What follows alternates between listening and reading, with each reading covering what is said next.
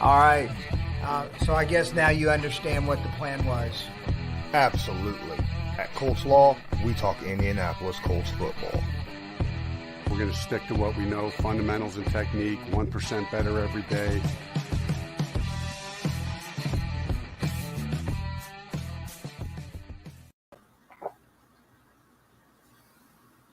I don't know if I even want to talk.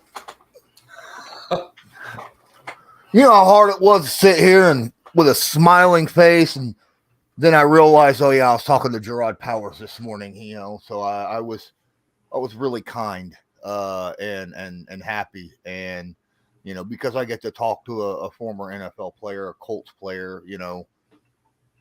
I feel just like everybody else. Okay, I'll tell you what. I think Loyalist, honestly, did 24 hours help? My guy, I'll tell you, I found myself. I mean, you see me. I am not a physically fit human being. I was outside at 2:45 this morning walking because I couldn't go to sleep. I was just so pissed off. And then I got like 15, 20 minutes into my walk, and all of a sudden it started raining.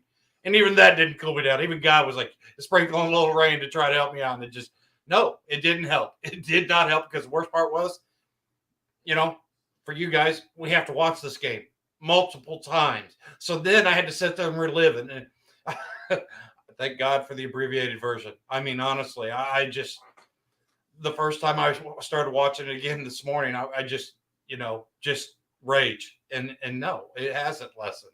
I mean, you hear it all the time. Accountability. Let's see some daggone accountability. Let's see where this team goes and take it personal. Gosh darn it, take it personal. I'm just, how you doing, my guy? Now, we were talking before we went live, and you and I, we was kind of trying to think back of the last time we felt this bad about a game or the team or anything of that nature. I'm like, I was comparing it to the Deflategate game. You were like going way back to 2011, where good Lord, or the 1980s. Yeah. Geez, this was bad. This was really bad. And there's only two excuses for this. Two, like I said before we started. Either A, something is seriously wrong with this team. I don't care. One guy from the offense, one guy from the defense that are, important players missing, they're going to affect the outcome. It should not affect it that much. Okay. Not when you legitimately are supposed to have this much talent on a team.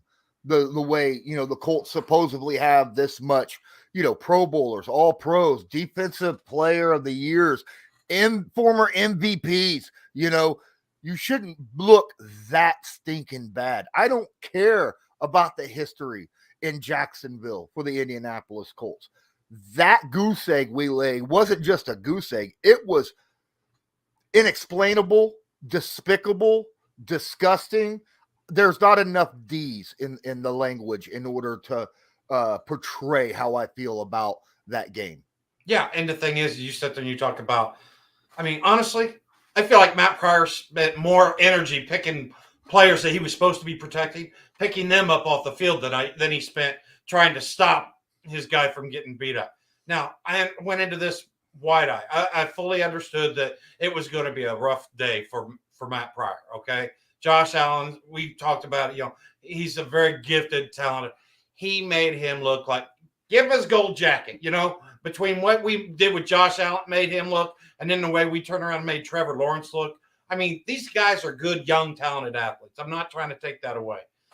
But gosh darn it, you take away the games that Trevor Lawrence has had against this Colts team, and you look at those numbers, and then you add, I mean, we inflate his numbers like nothing I've ever seen. And it's not just this game. It was ending of last year. I mean, we cannot keep putting this poor of a product on the field. I mean, you remember what oh, we need to have a bully game. And I believe that. I felt like we needed to go out and impose our will. And I would argue that was 100% the other way around. The younger team, less experienced, I would argue less quality players on their roster. They just came in and they acted like they wanted it. And that was something that I just really felt like was lacking from the Colts side. Where's the want? And then that, sorry guys, go ahead, Lawrence. So, to be fair, Josh Allen, take nothing away from you. I've been stating since you were drafted, you are a stud. Okay. And I understand that. I get that. But what you did to Matt Pryor should be illegal. Okay. It literally, you should be in jail right now. You should be in NFL jail, right? Because you murdered Matt Pryor out there on the field. Bernard Ryman come in and actually held his own while he was on the field, right? So that begs the question: why the hell was Pryor allowed to finish the game, right?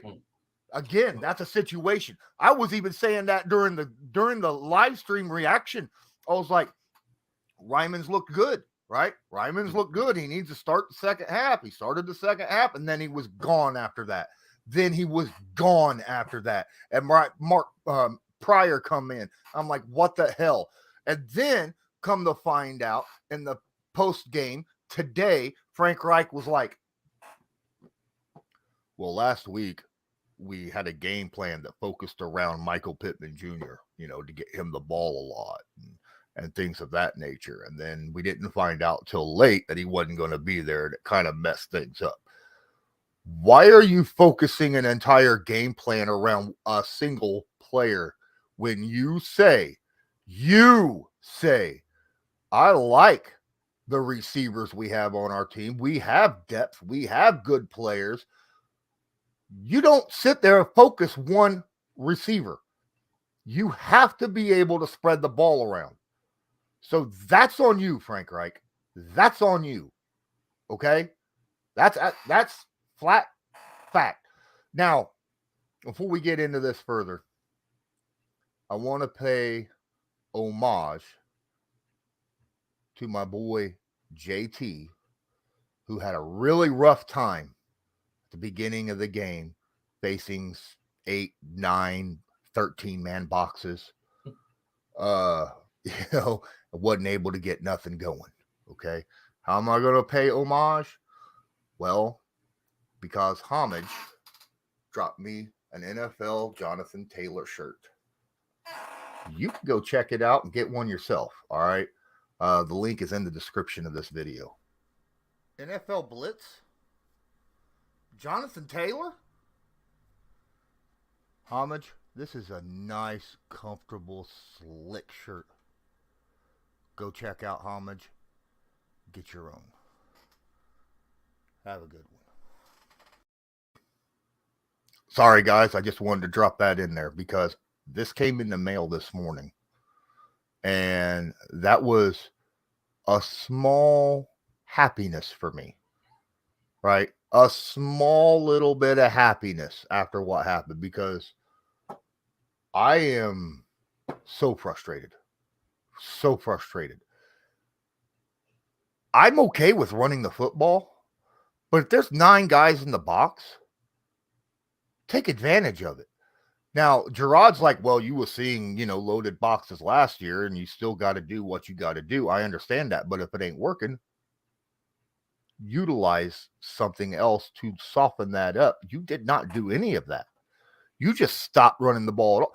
Now, granted, there was only, 30 entire snaps for the offense, 39 entire snaps for the offense yesterday. 39. I think it was 49, but yeah, I know your point. It was stupid. Yeah. Low. Stupid low.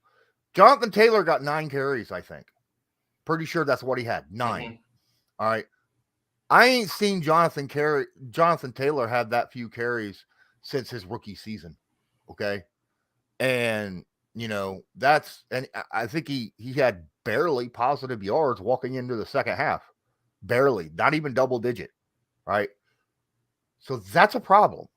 That's a problem. If our offensive line can't handle the Jaguars defense and the Texans defense, what the hell? There's got to be some serious soul searching. Not just now, guys, everyone wants to lay it down on the coaching staff and on Ballard. And Gerard said it very well this morning. This goes on everybody, from Irsay all the way down to the ball boy, the Gatorade boy, the water boy. It doesn't matter who it is. This is something, it's a gut check for everybody, because the players still have to play on the field. You have to do things, right? And nobody did their job. The defense, okay, Jaguars didn't drop 50 on us. They only scored 24, which isn't terrible. But at the same time, it kind of looked like they turned into us from the last few years, where they kind of let off the gas in the fourth quarter. At least that's what it looked like to me. So, who's to say they couldn't have scored 40 on us? I don't know. Oh. Yeah, and the thing is it was a failure all across the board. I mean, I know I said Matt Pryor, but I mean, that whole offensive line, the line of scrimmage was being moved back 3, 5, sometimes 6 yards into Matt Ryan's lap, okay? You look at Matt Ryan's numbers, and I get it. It's god-awful. 34, QBR rating and stuff. But I really don't put a lot of this because, I mean, he was running for his daggone life the whole game. And, I mean, it wasn't like, oh, that was just a quarter. No, this offensive line all across the board was playing underwhelming football, and they have now for the better part of 6-7 games, like we said in the live reaction during the game. I mean, these guys have gotten their money, and the return on investment now is it's like, what's going on? I mean, it's like, oh, we got our paycheck, time to sit back and pop our feet. I mean, honestly, Braden Smith has regressed. I mean, you sit there and I understand the guard, we lost, Glow, and we lost Reed. Okay. So now you put in a young Penter, but you knew that you had control of those options. You let, both of those guards walk for pennies on the dollar. I mean, it was nothing, so the thing is you've got to sit there and figure it out, and you've got to figure it out immediately, because I get it. 0-1-1 is not the end of the world. I mean, honestly, there's most of the seasons that we've experienced under Coach Reich, we've started off with worse records than that. But the thing is we're also facing the Kansas City Chiefs with playing these last 2 games, or playing one game, and then the other game, I don't even want to call that playing a game. This last week was just a failure at every level. I mean, offense, defense. I mean, yeah, you could take your hat off to Grover and Ashton Doolin and Naheem Hines and Matt Hack. But after that, I mean, I remember I told you I wish Frank Reich had more of this hard case type mentality. Gassers. Everybody, gassers. Right, you know what? That's just what Monday practice is. Don't even come in and film study. There's nothing to learn from that film. Just gassers. Know what I mean? No, some of our big money guys need to just hand their paychecks over to the guys next to them that played. DeForest Buckner, Grover Stewart should get half of his paycheck from last week, because he played at least that much better. Guys like that. I see, Braden Smith should give Jonathan Taylor half his paycheck, because he let him down that much. That's how I see it. All right. Everybody gets paid tomorrow for the game they played. Yeah, right. Okay. McChicken here has a good question. Now, McChicken is a Patriots fan, but he's reasonable, right? He's a reasonable Patriots fan when it comes to this kind of stuff. And this is a reasonable question. Yeah. This is a very, very reasonable question, which has came up a lot on social media. If the Colts can't rebound from this and have another disappointing season, how much longer can you hang on to Ballard and Reich? And I'm going to go first. If the Colts can't rebound and make the playoffs this season, if they fall short of the playoffs, I don't care if they win the division. Got to make the playoffs, right? If you win the division, you're in the playoffs. But if you got to at least make the stinking playoffs. If you don't do that, Reich's gone. He won't make the end of the year. Yeah, and for me, honestly, I understand Ursay doesn't like to do a lot of the, especially after week 2.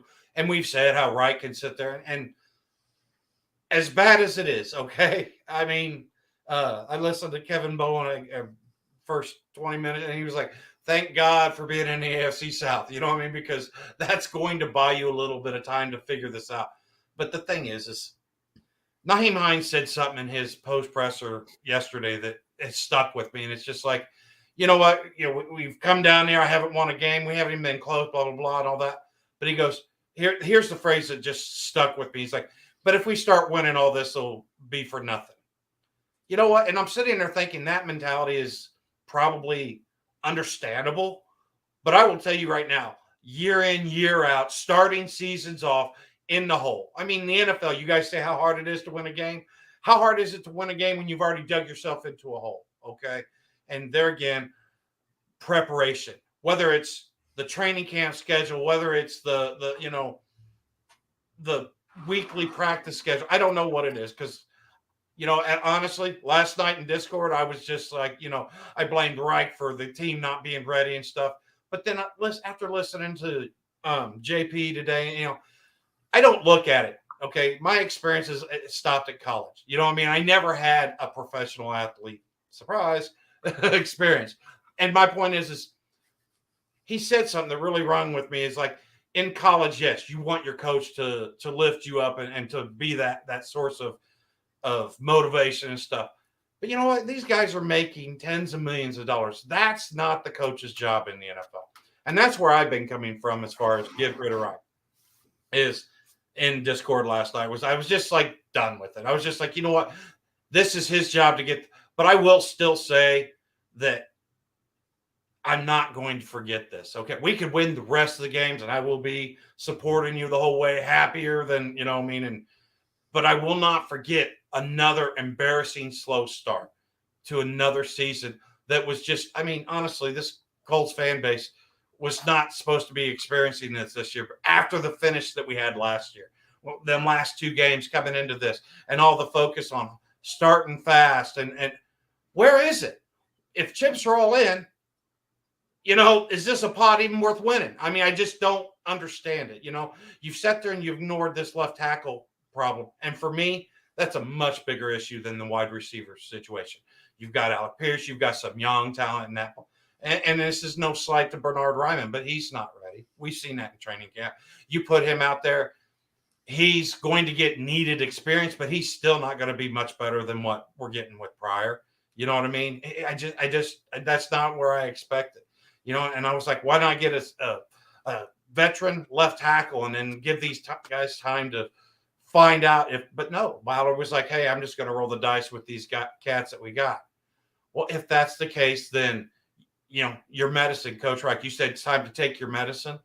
Well, here's the medicine, my guy. Here's the medicine. You're losing a fan base that wants to support you, that loves who you are, loves what you stand for, but cannot sit there and continuously hear A, B, C, X, Y, Z about this team. And then whenever you sit there and you watch it and we support it and we understand it and we go to training camp, every freaking training camp, we're out there watching and trying to, glean as much information as we can, but we don't have the access. And then you sit there and you tell us this is what's expected, and you know what? You sat there and said, put Nyheim Hines on your fantasy team. Why are you wishing so much low scores on the fantasy team? Because you're never going to give them the ball to get any points in fantasy.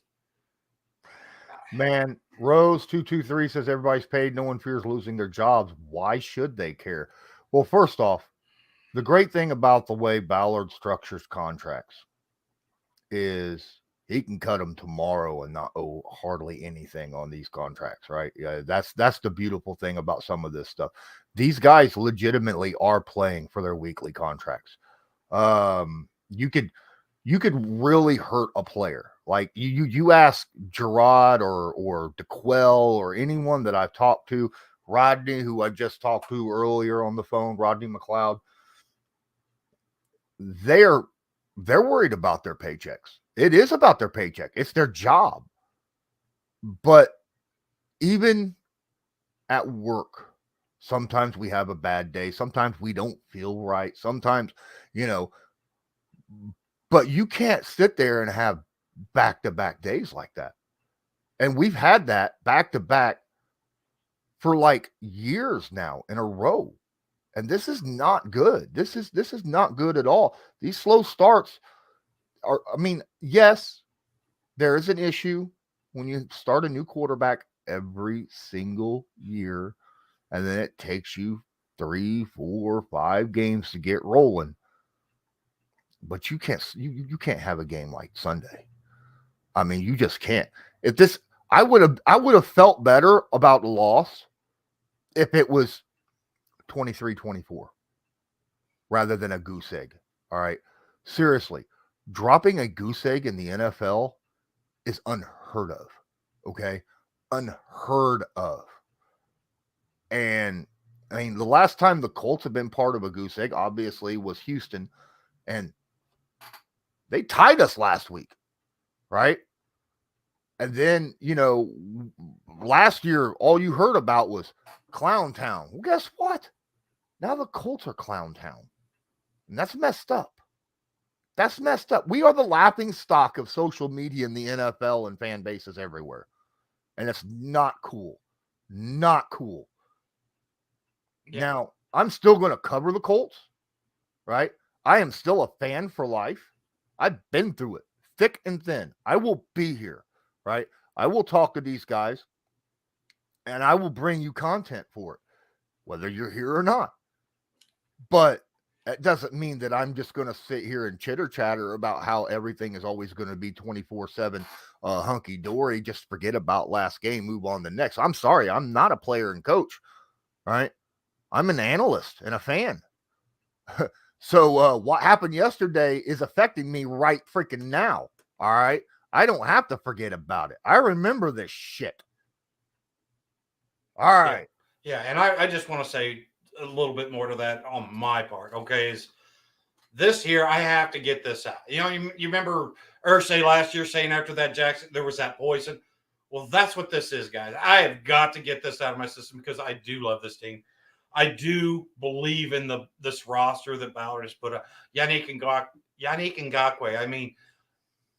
I don't understand why these guys are falling short and stuff. But the thing is there is a lot of very talented players on this roster. I have to believe that they're going to figure it out, okay? But the thing is it's this schedule was designed, to really be very impactful the first 7 games in the playoff race and keeping all those hopes of open and stuff. And the thing is if you're laying stinkers on the field right now, okay, and we're on the easy side of this first 7 games. Now we're getting ready to have a home game with the Chiefs. God help them. Can you imagine if the Chiefs come in and the Colts bring this level of play? I don't know if it's effort. I'll be honest with you. I don't understand the why. Okay, I don't know why this team is underperforming. All I know is what I see on the film, and they are clearly underperforming. But I'll tell you right now, if this level of play comes in and it's going to be over in the first quarter, the Chiefs are going to run this score up on us, and it's going to be a mercy rule. You know what I mean? We're going to be begging for last week in this Jaguar team. And the thing is this is week freaking 2 that we're at. You know what I mean? This is a team that we really had legitimate aspirations of, and all that's still on the table. It's all still on the table. I understand the math, okay? But what I'm saying is it's just the level of play that I've seen from this team. They're not, guys, they're going to have a hard time beating some of these Division I college teams with the level of play that they've been bringing in the last 2 weeks. It's got to, okay, guys, first couple flip that switch on, whatever magic pill you got to take, get pissed off. I don't care. Give us something to sit there and realize that we're not crazy. Realize that whenever we sit there and talk about this team, about how talented they are, about how high a character, then prove it, guys. Give it to us because we are hungry for it. We want it. I want to be able to sit there and be honest with you guys, but I can't sit there and go into this Chiefs game and sit there and think, oh yeah, I'm feeling excited for it because right now, I'm just like, oh God, please, I'm saying a prayer for everybody on that roster. Absolutely. Okay, Marky Beverly says Reich better not X out practice like he did the other day. Now, I got to go back to that because after talking to Gerard Powers, I didn't realize that's normally how a practice is ran in the NFL. You practice Wednesday and Thursday and have a walkthrough on Friday. That most teams don't run a full hard padded practice on Fridays. I did not realize that. Gerard said he never did when he was in the NFL. When he played his 9 years in the NFL, he didn't have, it was always walkthroughs. And that was back when he was with the Colts, you know. So they changed it up to traditional way of practicing last week as opposed to what they have been doing and having a walkthrough earlier in the week and then practicing hard on Friday. So, you know, usually everybody has two pads and a kind of a quick walkthrough of some sort, you know, every week. So just let you know up front that was not an abnormal thing that Frank Reich did. We do have a bunch of stuff to get through because this is supposed to be about, you know, you guys have been in here just laying it on and I appreciate you. But we got a lot of tweets to get to as well.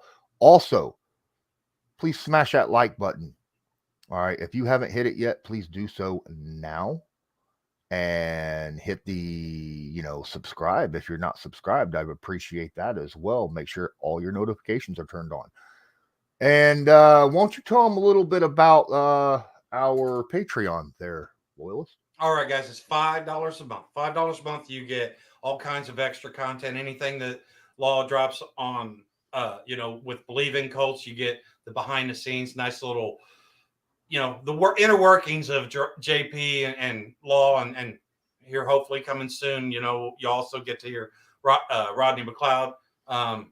You also get early access. You know, we have every Wednesday we have our live Patreon where you can hop on and you know, talk about whatever it is, you know, that you guys want to talk about. We let you guys basically carry that show. You know, you want to talk about a different football team. You want to talk about your favorite movie, anything you really want. We just try to spend some time, connect.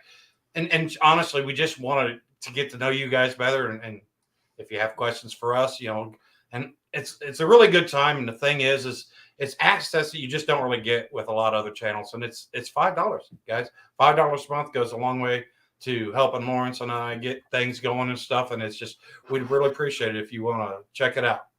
Absolutely. And don't forget, you could check us out also for free. You want to help for free, you know, besides using the link in the donation right here.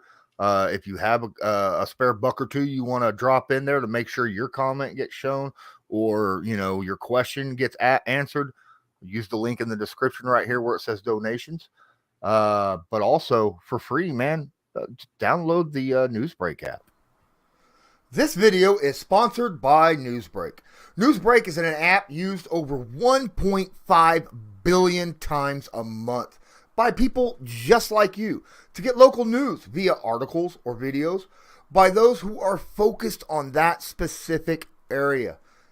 People like myself. Just use the link in the description of this video to download it. Then search a city, state, or someone specific, like myself, Colts Law. Then make sure to follow them so you'll get all the news fresh as it.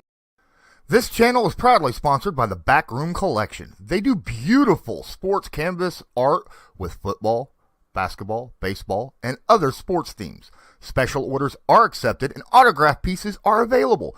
Many Indianapolis Colts sign pieces will be available beginning in November. Just use your discount code CL10 to purchase the pieces you want to spice up your living area. That's CL10. All right, guys, I got so frustrated you made me light up a cigarette. Good Lord. We're not frustrated with you guys, by the way. You guys are doing awesome. You guys are awesome. Yes, yeah, absolutely. No horsing around. What's going on? All right. So let's get in. And Brian's in here. This is the end, beautiful friend. This is the end, my only friend. The end of our elaborate plans. The end of everything that stands. Brayton, what's up? Appreciate you being in here as well. Here's what's wrong. Supposed to be strengths are weaknesses. You know, guys like Kenny Moore and, you know, the D-line expect Grover. The O-line expect Nelson. Grover's played well. Grover's about the best player on the defensive line. I think he means accept instead of expect. I think that's what he's saying is D-line stinking it up except for Grover. The O-line's stinking it up except for Nelson. Okay. All right. Gotcha. Yeah, that's kind of how it is. All right. I'm also a little pissed off that Gus Bradley don't know how to bring pressure. Even Matt Eberflus could get pressure, you know, occasionally. He'd send blitzes when he needed to, at least. You didn't see blitzes ever with Gus Bradley. I think I saw 3 in that game, and that's not cool. That's not cool. Let's get into Twitter. It's Twitter time. All right. So I dropped this morning at 7:30. And I've got over 70 replies. So this is it's Tom, who is in here right now, says there was no effort or heart on the field yesterday. Even back in the 80s, when we were 3-13, the effort and heart at least was always there. Booyah. You're exactly. Right. I was telling Lawrence before we got in, first thing I started thinking back to was the 80s and stuff. But I could not find a 4-game stretch that has been as lackluster and as disappointing as this 4-game stretch. I agree 100%, Tom. Absolutely. What's going on, Buck Dancer? I see you in the chat. Kevin Eberwine, I hope I pronounced that correctly, says Groundhog Day reminds me of the Pagano era. Highly respected coach coming in, changing the mentality of the team, being defended for a few years until finally it's indefensible. And now we're the laughing stock again. Yeah, I hear you. Very underwhelming. Not sure if coaching or personnel is the problem, but they need to work it out. Craig, bless them season. Yeah, they need to work it out. Everybody. They need to sit down and do some soul searching. Absolutely. Head of the pivot table. What's up, my guy? Ivan Burton, who I believe I saw in here earlier as well in the chat. Stolen from the Luke Diamond show and pulled it for the culture, which what up? You know, we're actually talking a little bit right now, Luke and I, and Jason, right? Mm-hmm. We're actually getting along pretty good. We're all on the same page at this point. Says they would rather outsmart you than beat you. I think it sums up the past 5 years perfectly, and it does seem like that a lot of times they don't just want to line up and come at you. They want to try to make special plays to you know, have you look one way and go a different way. You know, stuff like misleading plays and stuff. So yeah, absolutely, I get what that's saying. And that's also on offense as well as defense. I mean, you know, we sat there and talked about it yesterday. 4th down, and you've got Kwity Paye following a wide receiver across the field. You know, Agnew is sitting there being covered multiple times by your linebacker, whether it was Okereke or Speed. I mean, I don't understand a scheme where that is. It just seems like they're trying to outsmart them, and the thing is I feel like that they're being outcoached just by simple basics. Dabney says, who's the worst team in the league? Falcons, Panthers, Colts. Hey, it's not over yet. Let me tell you, we have a better record than the Cincinnati Bengals, okay, who are currently 0-2. The Raiders currently. The New York freaking football Giants are undefeated right now, okay? Joe Burrow is sitting back. You thought Matt Ryan had a bad day? Joe Burrow right now is on pace to have 127 sacks this season. And I'm not exaggerating. How crazy is that? So, as bad as you think it is for the Colts, there are worse situations out there right now. Let's keep going, though, because let's be honest. After the last game, it was Wentz making them lose. Oh no, it's Frank. Who's next? Give Frank no wide receiver, tight end talent, suspect coaches, O-line, D-line. Give them talent at skill spots before turning on a good coach. They're saying that this is, so it sounds like you're saying he, novice of all things, is blaming Ballard here. Is that fair? You're breaking up real bad. I don't know if it's on my end or yours. So can you say that again? I say it sounds like, it looks like the novice of all things is blaming Ballard for everything. Is that a fair assumption? Yeah. I mean, because the thing is I don't know that these were excuses, but these were factors. You know what I mean? And that's where it's like sooner or later and honestly, I don't even put it past Ursay. Okay, you know what I mean? I'm serious. I was like, there is a level of blame at all levels of this thing because it's whenever it's this overwhelmingly, bad at all aspects of it. I mean, you can't sit there and just blame one team because this is a team sport. And I mean, I'm talking about the whole team, the whole entire organization. Absolutely. Cyborg and Stevie Oaktree. Appreciate you guys in here. I'm still kind of scrolling through my Twitter. Stuck for Stroud, worse than last year. Key players are still free agents sitting at home on the couch. I think they're talking about certain receivers. Ballard is cheap and won't go out and get the players we need. I'm not going to say he's cheap. He blows money on players. Are they the right ones is my question, right? Is he spending the right money at the right position? I will grant some people an argument on that one. I'll never call him cheap because he is legitimately paying people that he feels are worth the money, okay? At least that's my thought process on that. Yeah, and I do think that's on your end. Can you close this window and bring it back up? Because they're saying you're breaking up real bad too. Huh.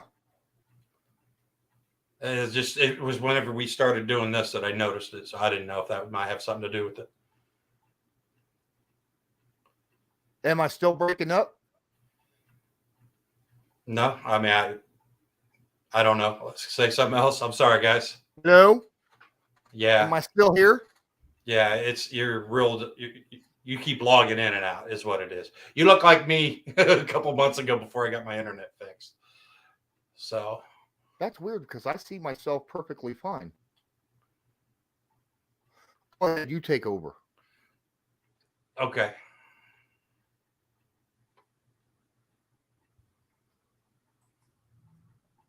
What? I'm sorry, guy. I'm sorry. What are you saying?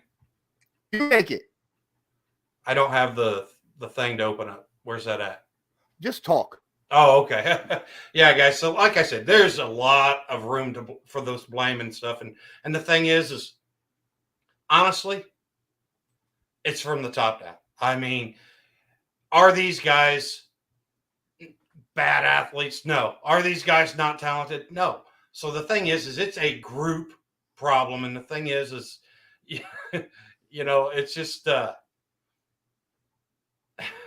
just, it's so unexplainable, you know what I mean? Because like I said, you want to march it up to play calling. No, it's not that.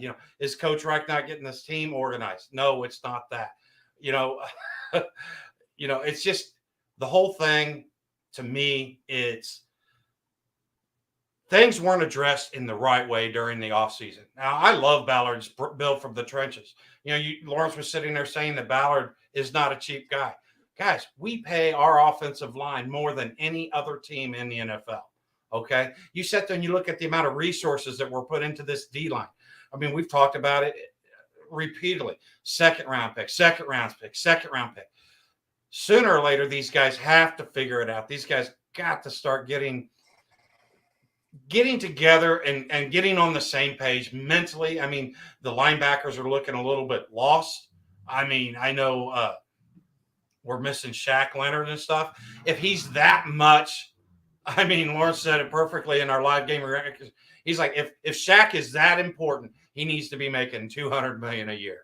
You know, I mean, it's just that you cannot tell me that you cannot overcome with the talent that we have in that linebacker room.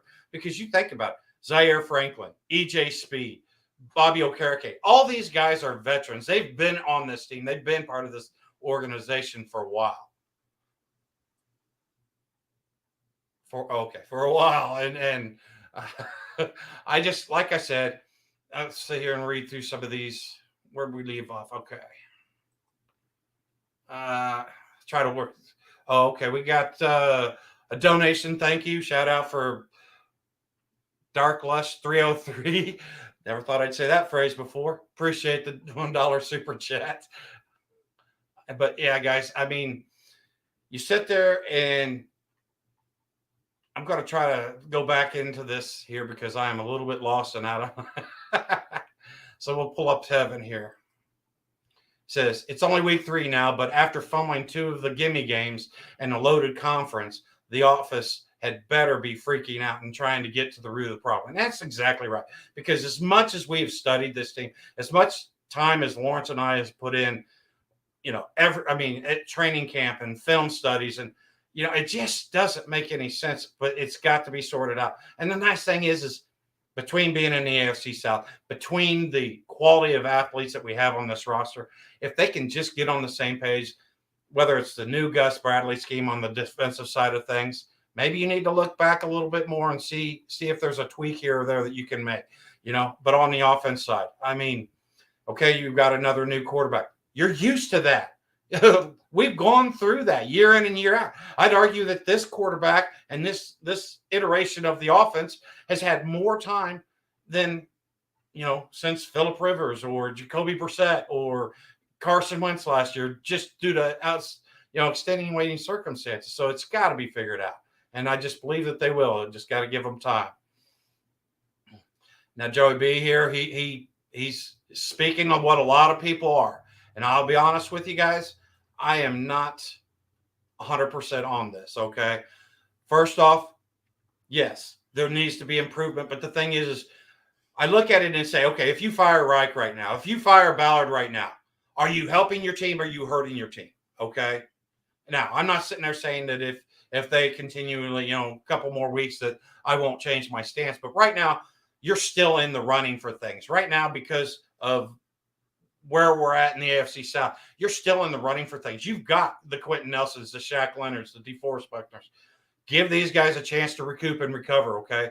And if you get rid of Ballard, Reich, or burn the whole thing down, you're guaranteeing yourself a losing season. At least here, you're still keeping options on the field. And guys, how many times has these seasons started out where, oh, there you go.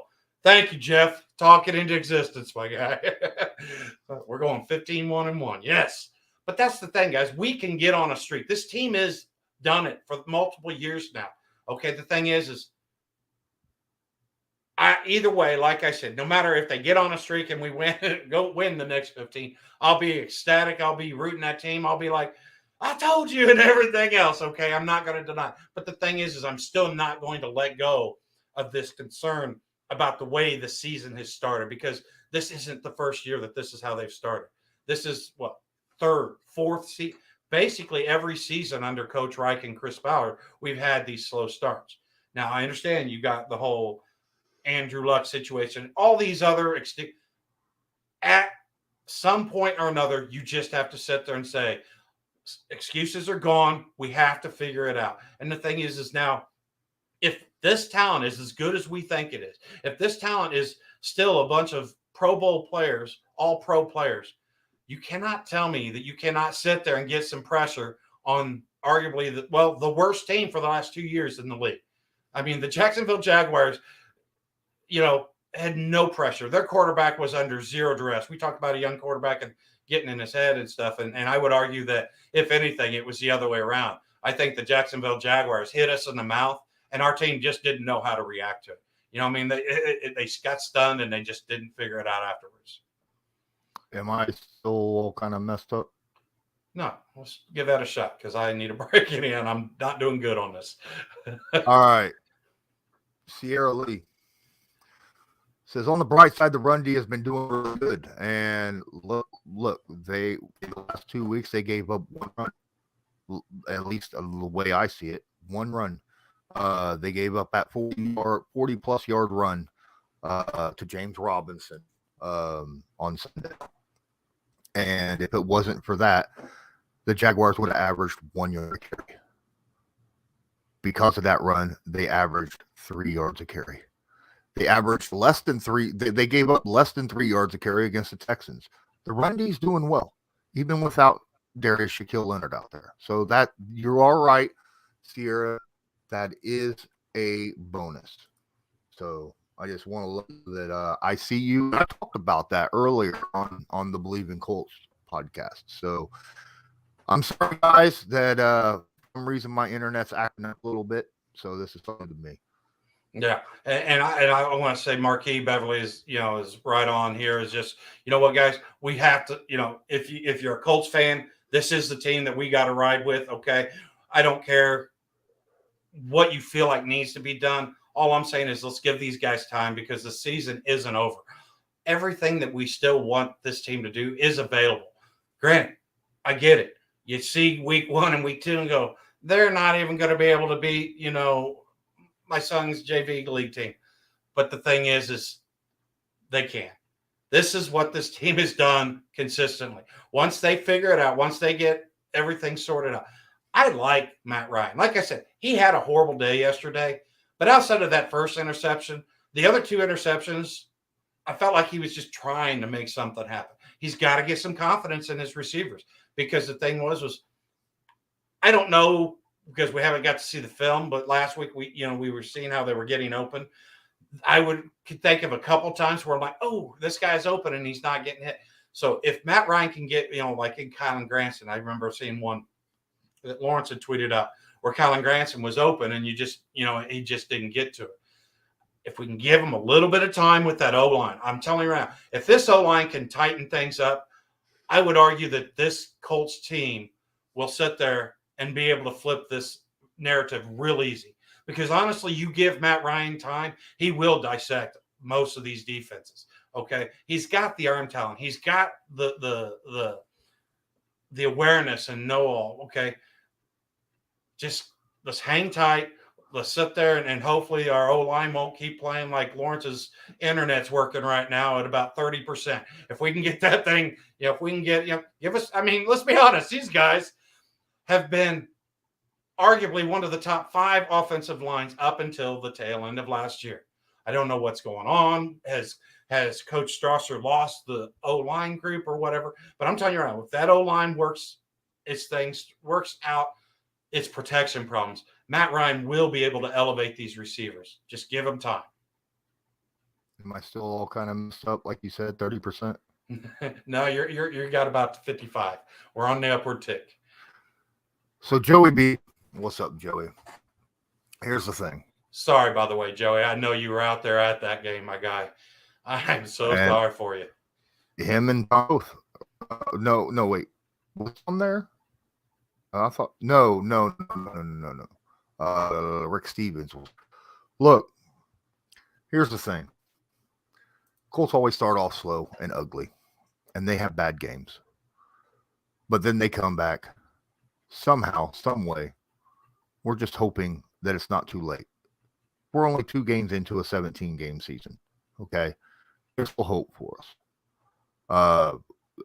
Not playing the way we played against Jacksonville, though.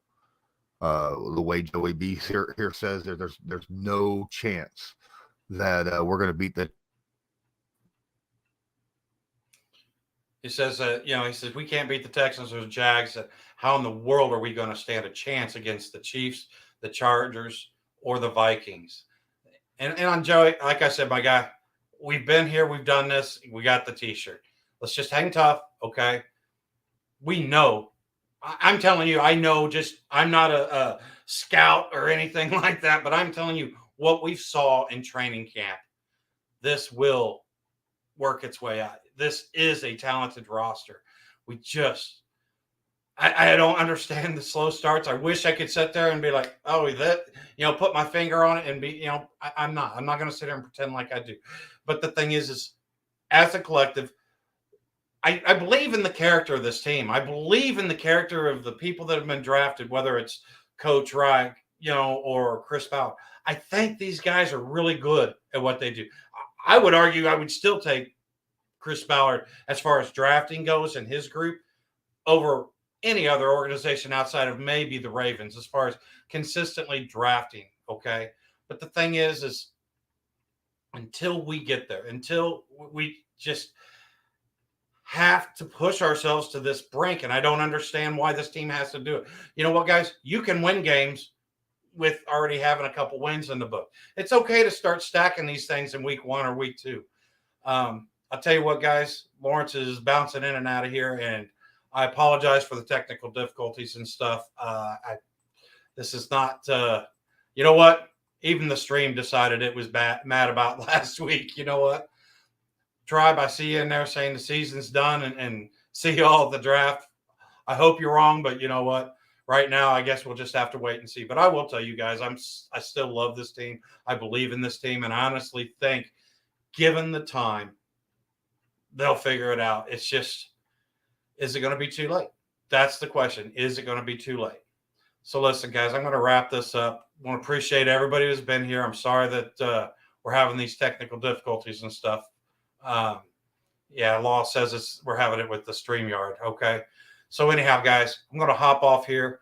And as Lawrence always says, have a good one.